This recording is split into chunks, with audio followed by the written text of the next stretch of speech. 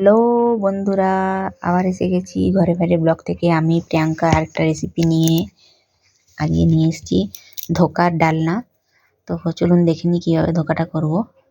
ধোকাগুলো আমার ভাজা ছিল আগের থেকেই, তো আমি ওগুলোই নিয়ে নিলাম, কারণ আজকে আমাদের মেজো বৌদির জন্মদিন, তো কিছু তো স্পেশাল করতেই হবে। তো তাই করে নেবো ধোকার একটা রেসিপি। তো এখানে নিয়ে নিলাম পেঁয়াজ কুচো, টমেটো কুচো, একটুখানি আদা, একটু চারমগজ, একটু কাজু বাদাম আর একটা কাঁচা লঙ্কা, এগুলো বেটে নেবো ভালো করে।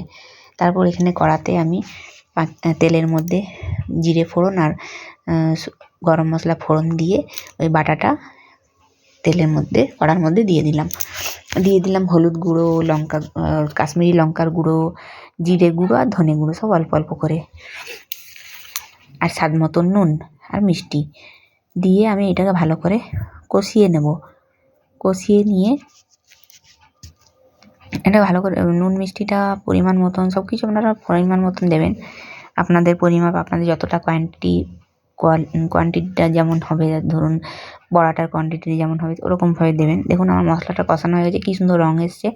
অবশ্যই করে ফুটনো জল দেবেন। আমি সবসময় বলি মশলা কষানোর পর গরম জল দিলে মশলার টেস্টটা ঠিক থাকে। তো এবার ঝোলটা আমার ফুটে উঠেছে।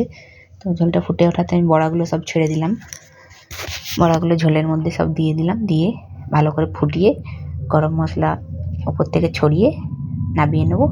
হয়ে গেল আমার ধোকা কারি। তো এই ধোকা কারি খেতে খুব ভালো লাগে, দারুণ হয়েছে। তো আপনাদেরও যদি ভালো লাগে আপনারা কমেন্টস করবেন, শেয়ার করবেন, ফলো করবেন, অবশ্যই করে অনেক অনেক ভালোবাসা দেবেন আমাকে। আর অবশ্যই আমার ইউটিউব চ্যানেলটাকে সাবস্ক্রাইব করে নেবেন। তো দেখুন গরম মশলা গুঁড়ো দিয়ে একটু নেড়ে চেড়ে আমি নামিয়ে নিলাম ধোকার কারি। দারুণ হয়েছিল খেতে। আপনাদের কেমন লাগবে, আপনারা যদি কেউ করেন জানাবেন। তো এখনকার মতন এখানেই শেষ করলাম, আবার আসবো, টাটা।